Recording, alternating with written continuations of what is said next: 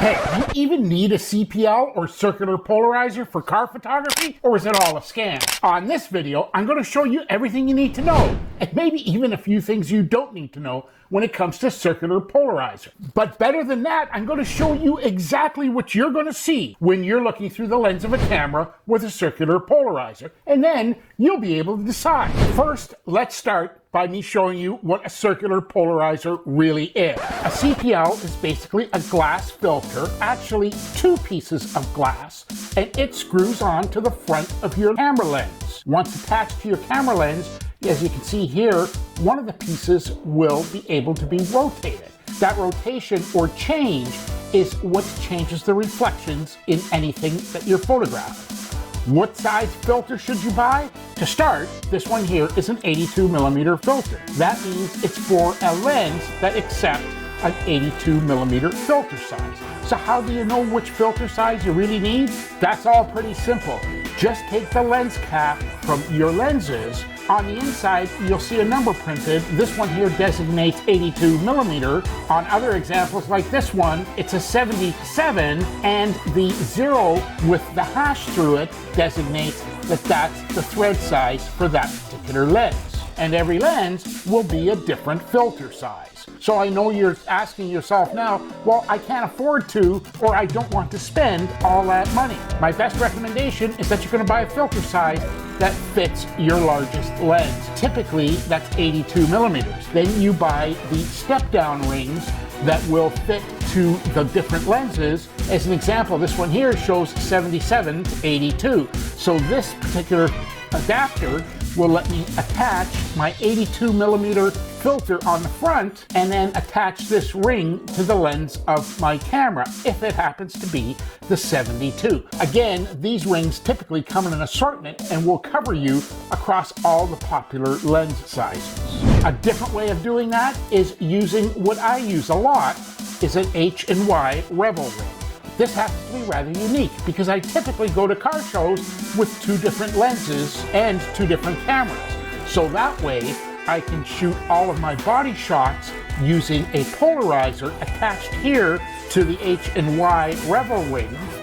And what's so unique about this is a simple twist of the Revel ring changes what size lens this will attach to. So a simple quick slide and release attaches to one lens, and release and attach to another lens is really, really simple. Now, I'm not using this Revel ring for all the different attachments and ways of using it. I'm really using it as a quick fix to put a CPL filter on my 1855 Sigma and flip this filter for my 50mm 1.4 Sigma for interior shots. But that's all a different video right now. So now you're asking yourself, what brand of CPL filter should I buy? So my comments here might start a bit of a discussion or argument between manufacturers or even viewers like yourself. But from my personal experience, having used several different CPL filters, they all seem to perform the same way. I always got the variance in the reflection and didn't see any noticeable difference in the quality of the image. When it comes to the brand that's best for you, my recommendation would be to look at the reputation of the brands of things and accessories that you already own. I would stay away from buying the cheapest filter because I don't want to have a cheap glass that distorts the image of a great lens on my camera.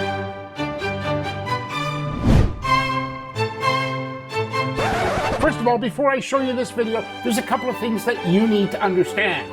Understand that I can't give you the settings or anything specific about the photographs that you're going to take because CPL filters work different depending on the situation you're photographing in. Understand that a CPL filter does virtually nothing when you're shooting directly into the sun or away from the sun, in essence, with the sun at your back. The best results from any circular polarizing filter are going to happen when you're shooting perpendicular to the sun.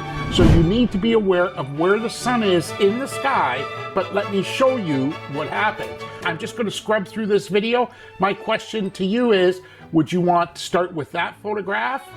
Or would you want to start with something like that where the windows are a little darker? Or this one here where the body line is highlighted, and then blend in another image where you get better inside the car. Again, all these are subjective and you have to know what you're looking for as far as the final image.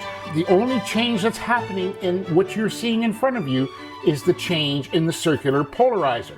And here you go, you're watching this happen basically in real time as the CPL filter is being adjusted. But like I said, the angle of where you're shooting compared to where the sun is in the sky will give you different results. In this particular video, the car has not moved, but the camera position has, and you can see that there's a definite change in the lighting, and that's all because of the change in the circular polarizer, but certainly not as dramatic as before. Here's another look at a vehicle that was in the parking lot, and this happened to be an overcast day. The sun is well behind the vehicle, but understand this, do you want this photo, or do you want to change the CPL and take this photo because there's been a change in the color of the vehicle? And then what about the reflections in the front window? And then what about the reflections in the tire? And the best example I have for you is a look at this Mustang that was sitting same day as the last images, but where do you start? There's a good base image that gives us a solid dark vehicle. But what about this with the reflections in the change in the side window? And then here's the change in the front glass, and this can go on and on. But what images are you going to grab? Typically, I'm going to tell you, you want 3 images. You want to be able to have a good base image and then grab the highlights and put them in a composite so that you can accentuate the tires and then show off your car photography in the best way it can be. But regardless of the change in those examples, they show you exactly what you're going to see when you look through a camera lens that's got a CPL filter on it. That's why I say, if you're asking me about taking pictures of cars, and if you really do need a circular polarizer, I have one simple response. If you don't have a CPL filter, go home, because you're wasting your time. You'll never be able to manage the reflections and the scary things that show up in those reflections. Hey, if this video helped you in some way or you made some improvement in your photography, would it be a bad idea to go down below and hit that like button? Thank you, I do appreciate that. Besides, that tells me that this is the type of content that you want to see more of, and better than that, it tells YouTube that they should push this to other photographers just like you.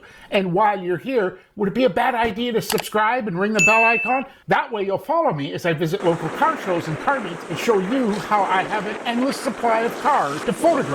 And I'll even share my signature 3-shot photo that guarantees that you can process those images to studio quality posters that you'll be proud to share.